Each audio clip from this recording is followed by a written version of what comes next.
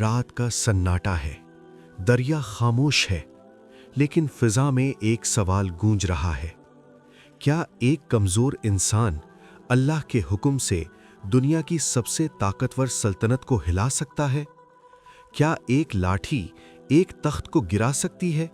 اور کیا ایک فرعون جو خود کو خدا کہتا تھا پانی میں ڈوب سکتا ہے؟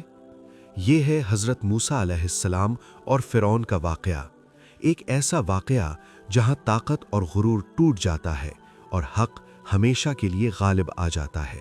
حضرت موسیٰ علیہ السلام کا واقعہ قرآن میں سب سے زیادہ دہرایا جانے والا واقعہ ہے، کیونکہ یہ صرف ایک تاریخی داستان نہیں، یہ ظلم کے مقابلے میں حق کی مکمل تصویر ہے۔ یہ ہمیں بتاتا ہے کہ جب طاقت سرکش بن جائے اور انسان خود کو خدا سمجھنے لگے تو اللہ کی مدد کیسے نازل ہوتی ہے۔ یہ واقعہ بنی اسرائیل کی نجات کا بھی ہے اور فرعون جیسے جابر کے انجام کا بھی۔ آئیے اس واقعے کو ایک ایک منظر میں سمجھتے ہیں۔ مصر کی سرزمین، عظیم محلات، سونے سے سجے ستون، لیکن ان محلوں کے سائے میں ایک قوم غلام ہے، بنی اسرائیل۔ مرد قتل کیے جا رہے ہیں، عورتیں زندہ رکھی جا رہی ہیں۔ فرعون کا حکم ہے ہر نوزائیدہ لڑکے کو مار دو۔ جب حضرت موسیٰ علیہ السلام پیدا ہوئے تو اللہ تعالیٰ نے حضرت موسیٰ علیہ السلام کی والدہ کو وحی کی کہ انہیں ایک صندوق میں رکھ کر دریا میں ڈال دیں اور خوف نہ کریں۔ اللہ کے فضل سے فرعون کے گھر والوں نے انہیں پایا اور یوں حضرت موسیٰ علیہ السلام محفوظ رہے۔ سال گزرتے ہیں، موسیٰ علیہ السلام جوان ہوتے ہیں۔ ایک دن غلطی سے ایک قبطی مارا جاتا ہے اور موسیٰ علیہ السلام مصر چھوڑنے پر مجبور ہو جاتے ہیں۔ مدین کا سفر، تنہائی، بھوک، خوف۔ آخر کار حضرت موسیٰ علیہ السلام کے تھکے ہوئے قدم مدین کی سرسبز زمین تک پہنچتے ہیں۔ شہر کے قریب حضرت موسیٰ علیہ السلام ایک کنویں کے پاس پہنچتے ہیں جہاں کئی چرواہے اپنے جانوروں کو پانی پلانے کے لیے کھڑے ہوئے تھے۔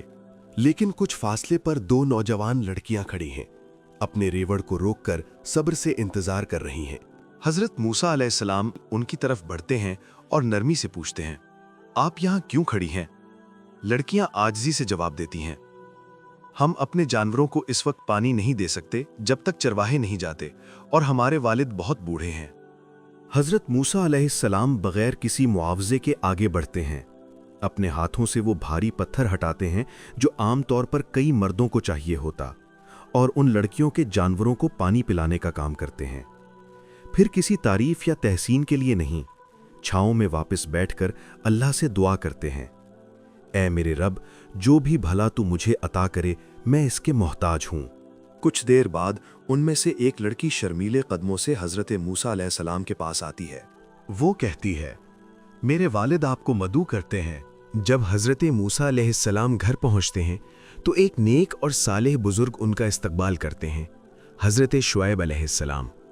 حضرت موسیٰ علیہ السلام انہیں ساری کہانی سناتے ہیں۔ حضرت شعیب علیہ السلام رحم بھری مسکراہٹ کے ساتھ فرماتے ہیں، مت ڈرو، تم ظالم لوگوں سے محفوظ ہو۔ وہیں اللہ ایک نئی زندگی عطا کرتا ہے، نکاح، سکون، چرواہے کی زندگی۔ اور پھر کوہ طور پر ایک آگ نظر آتی ہے، لیکن وہ آگ نہیں ہوتی، وہ وہیں ہوتی ہے۔ اللہ فرماتا ہے، اے موسیٰ، میں ہی تمہارا رب ہوں، فرعون کے پاس جاؤ، وہ سرکش ہو چکا ہے۔ لاٹھی، ید بیضا اور نبوت عطا ہوتی ہے۔ فرعون کا دربار، طاقت کا مظاہرہ، غرور سے بھرا لہجہ۔ موسیٰ علیہ السلام کہتے ہیں، بنی اسرائیل کو آزاد کرو اور اللہ کی عبادت کرو۔ فرعون ہنستا ہے، کہتا ہے، میں تمہارا سب سے بڑا رب ہوں۔ جادوگروں کا مقابلہ ہوتا ہے، لاٹھیاں سانپ بن جاتی ہیں، لیکن موسیٰ علیہ السلام کی لاٹھی سب کو نگل لیتی ہے۔ جادوگر سجدے میں گر جاتے ہیں، ایمان لے آتے ہیں۔ فرعون کا غرور ٹوٹتا ہے، لیکن دل نہیں بدلتا۔ عذاب آتے ہیں، طوفان، ٹڈیاں، جوئیں، مینڈھک، خون، لیکن ہر بار فرعون وعدہ توڑ دیتا ہے۔ آخرکار اللہ حکم دیتا ہے، رات کے وقت بنی اسرائیل کو لے کر نکل جاؤ۔ سمندر سامنے ہے، پیچھے فرعون کا لشکر۔ بنی اسرائیل گھبرا جاتے ہیں، کہتے ہیں ہم پکڑے گئے۔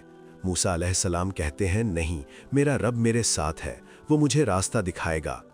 لاٹھی سمندر پر ماری جاتی ہے، پانی دیواروں کی طرح کھڑا ہو جاتا ہے، خشک راستہ بن جاتا ہے، قوم گزر جاتی ہے۔ فرعون پیچھے آتا ہے، غرور کے نشے میں سمندر میں داخل ہوتا ہے۔ اچانک پانی پلٹ آتا ہے، لشکر ڈوب جاتے ہیں۔ فرعون چیختا ہے، میں ایمان لایا، لیکن وقت ختم ہو چکا ہوتا ہے۔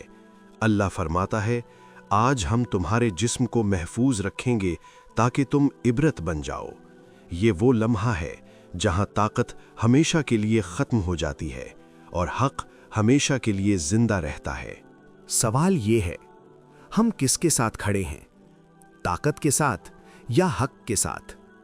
یہی اس عظیم واقعے کا پیغام ہے، ہر دور کے لیے، ہر انسان کے لیے۔